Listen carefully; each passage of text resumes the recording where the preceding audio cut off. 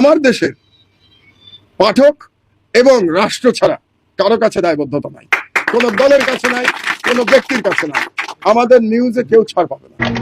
Print পত্রিকার পাশাপাশি আনুষ্ঠানিকভাবে যাত্রা শুরু করলো দৈনিক আমার দেশের অনলাইন পোর্টাল। রোববার দুপুরে ওয়েবসাইটের শুভ উদ্বোধন করেন সম্পাদক ডক্টর মাহমুদুর রহমান। সেটা যদি আমার পাশে যে দুজন অতি ক্ষমতাবান মন্ত্রী দাঁড়িয়ে আছেন তাদের কোনো নিউজ পাওয়া যায়, সেটাও আমার কোনো ছাড় পাবে না আমার দেশে। মিডিয়ার মাধ্যমে আমি প্রমাণ করতে চাই যে বাংলাদেশেও একটা আন্তর্জাতিক মানের পত্রিকা তৈরি করা সম্ভব।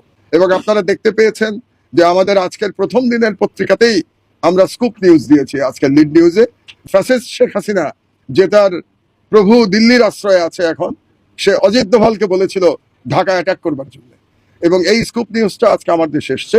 এবং আপনারা নিশ্চিন্ত থাকতে পারেন যে আগামী অন্তত 1 মাস ধরে আপনারা প্রতিদিন ইনশাল্লাহ এরকম একটা স্কুপ নিউজ পেতে থাকবেন।